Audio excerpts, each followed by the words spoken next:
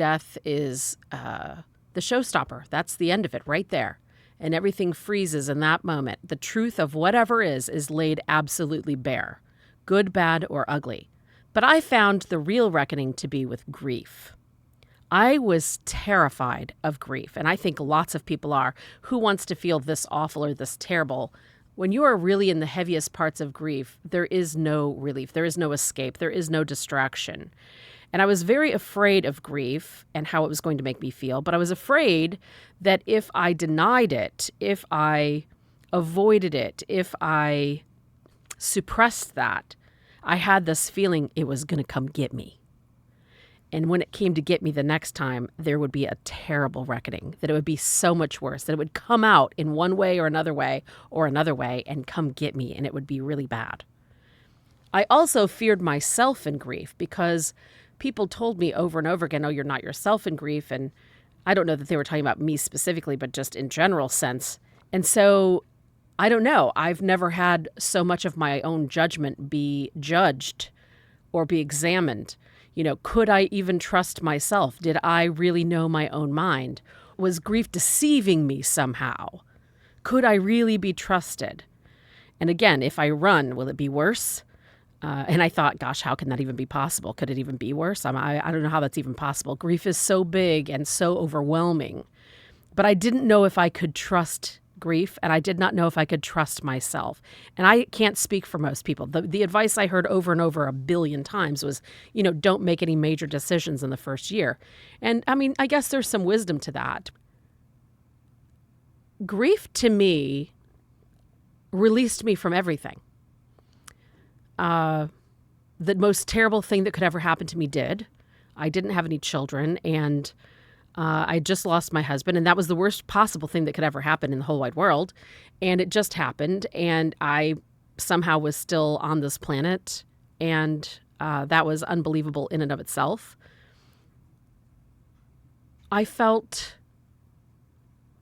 released.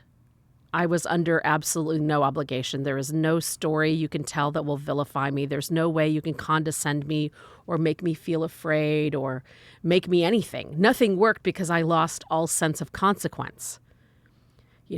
Waiting for the IRS to come take my house, come take it. I mean, getting sued over medical bills, sue me, I'll see you in court. Like, nothing mattered. Send me to jail, I'll take a nap.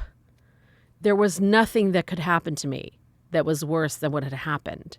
And when you go beyond, I mean, that's what it really is. You go beyond what you feel possible, and you still are breathing, and your eyes still open every morning. It's unbelievable that still happens.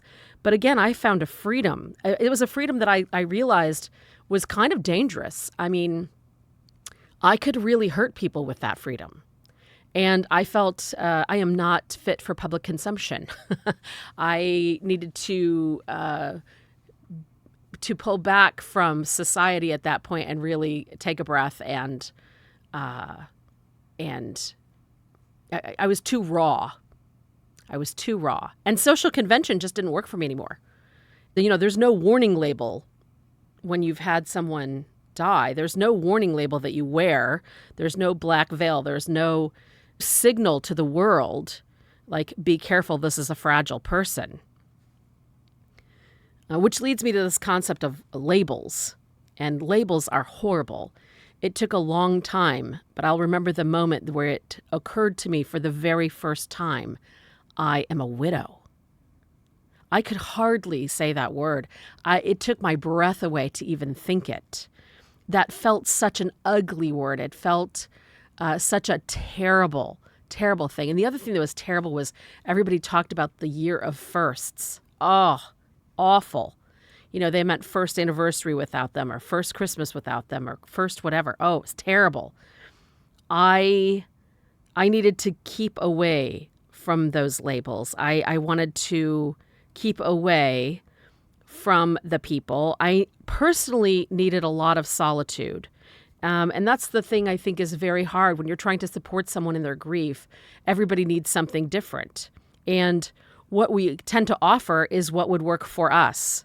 We tend to offer what would be important to us. So for the person who doesn't want to sit alone in the hospital because they're afraid or they want someone to be with them, showing up the hospital will be the natural thing. But for other people who are like, I need to focus and I need to be paying attention, that was me, which I realized was unusual.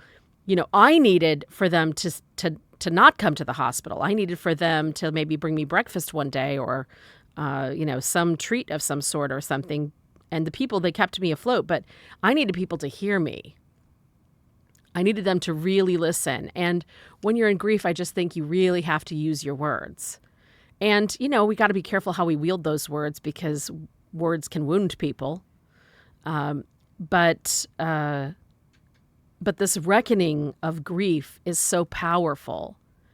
And the labels that come with that are so incredibly devastating and send you immediately into otherness.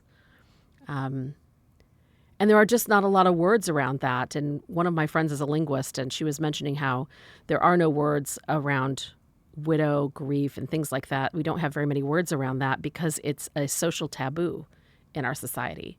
That's a lot to deal with on top of the loss you're already experiencing.